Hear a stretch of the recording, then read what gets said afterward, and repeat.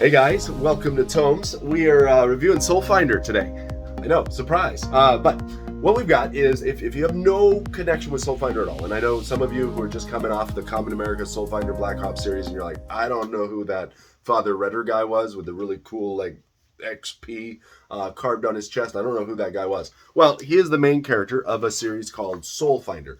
And so you'll see him here in Demon's Match. This one was actually illustrated by the same guys who made Common America. And so you will see a slight art style change between the first Soulfinder and the second Soulfinder. Now, the second Soulfinder is illustrated by Matthew Weldon, and this is two covers of the same book. But again, the first one is really dealing with Fr Retter and the problem of evil. Why is suffering allowed? And he's responding to suffering a certain way. People in his congregation are responding to suffering a certain way. And then you've got this demon Blackfire who's basically bringing out some of your darkest fears, your darkest past memories, and really kind of trying to work you over. And so there's the seduction of evil in that it just kind of gives you an outlet to rage. As you get into volume 2, Fr Retter has mostly gotten over some of the issues from volume 1. But again, you'll see a few points there where he has to face it again and really deal with the hurt and the loss and some of the death and things like that he's had to face. And so you again, it re-explores that idea of evil and the bad that's done to you. And there's some hints as you get into volume 4 and 5 of where the story's going if you're paying careful attention. And so he keeps running into former military guys who have been turned on by their government, and so in return they turn to the demonic or other things like that. And that's really no exception as you get into Soulfinder Volume 3. Now, Soulfinder Volume 1 dealt a lot with these slug-like, snake-like creatures. Soulfinder Volume 2 dealt a lot with kind of the underwater, like the camouflage nature of something like an octopus where it can take on other forms, and so that plays in. But then you've also got the anglerfish, which has this idea of the seduction and the danger that comes along with it. And so those underwater motifs play a role in Soulfinder 2. Well, I was telling Doug, the danger, the horror aspect, the horror has never really bothered me. I'm not really one who's like, oh, horror. So I've never really been like scared by comics, but this is the closest I've gotten to feeling a little bit nervous because, again, I don't like spiders and I don't like heights. And this one combines them both. And so Soulfinder, again, it's beautifully illustrated as always. This is actually a really quality paperback copy. And so normally I collect the hardcovers. And so this is kind of my bread and butter when it comes to my collection. If there's no other option, I will tolerate these type of soft covers. The kind of, they have a spine on them, and I believe it's saddle stitch. I'm not sure exactly the name for it. But then this one, which is basically just a stapled edition, kind of your generic old-fashioned comic book. And so I got this in the mail, and I was like, I actually really like this. Like, it's just fun. I never did get the oversized comics too much as a kid, but I loved it when I did. And so this kind of brings back some of that. This is more of your graphic novel style, and this is more of like your old, growing up getting the comic books. Now, take a look at that cover. All right, that is just a beautiful cover. I believe it's Alejandro Mirabal. You guys know what I think of Alejandro Mirabal. He's just an absolutely fantastic artist. And again, the art inside is done by Matthew Weldon. Great as always.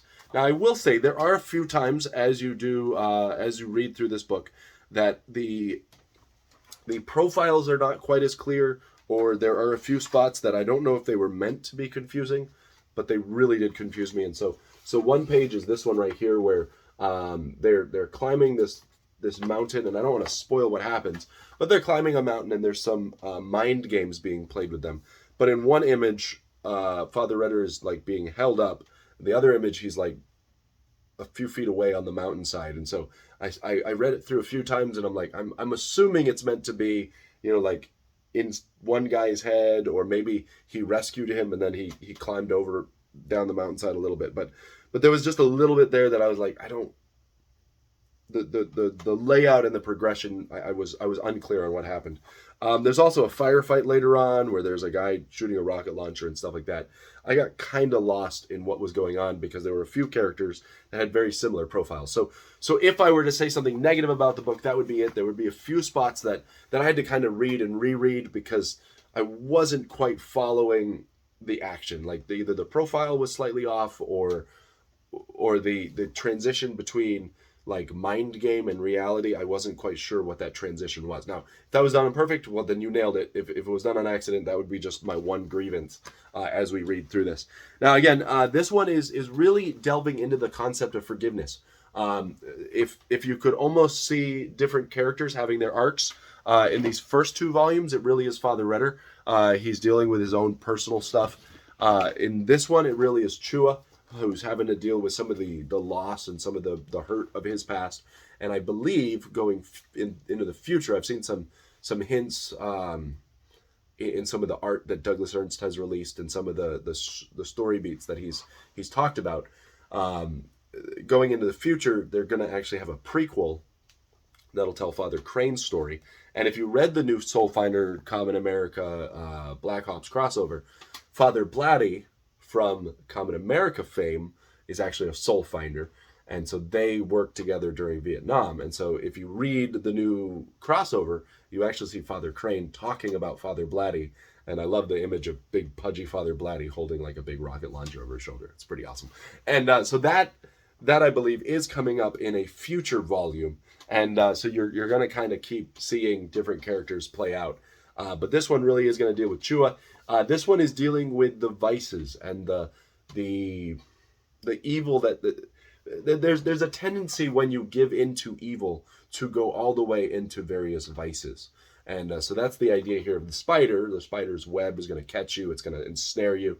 The spider is also present in that it's going to sneak out and it's going to nail you when you're not ready and do damage. And so there's a lot of that imagery played in. And really, if you think about it, even this arc of forgiveness, the arc of forgiveness is one of those things. Unforgiveness is that spider that lurks there, and unforgiveness will lead to bitterness, will lead to all those type of evil behaviors. Because again, look at several characters throughout the series so far. They are all products of unforgiveness or they're products of forgiveness. And so you do see that arc playing out on both sides too. So guys, if you enjoy the Soulfinder series, I'm trying not to spoil anything. This is like the first review that we're doing of it. If you are at all interested in the Soulfinder series, pick this one up. It is available, I believe, on Iconic Comics. If not, you could probably get in touch with Douglas Ernst and see about buying a copy from him. They sold them at Bell County Comic Con, and so a few of you got some of them there. There was a digital copy of it given out with the new Common America series. But again, this is a quality paperback. Just go get a copy. I know they're working on some hardcovers, and I'll do a review of that when they come out, because of course I will. And so guys, if you enjoyed this content, please share it, like, subscribe to the channel, and thank you guys for watching. And Iconic Comics, Doug, all those, good job. Keep up the good work. And thank you for letting me review your books. It's fun. It's what I do for a hobby. So guys, if you like this content, or if there's other books you want me to review, just put them in the comments below, and I will catch you guys next time here on Tomes.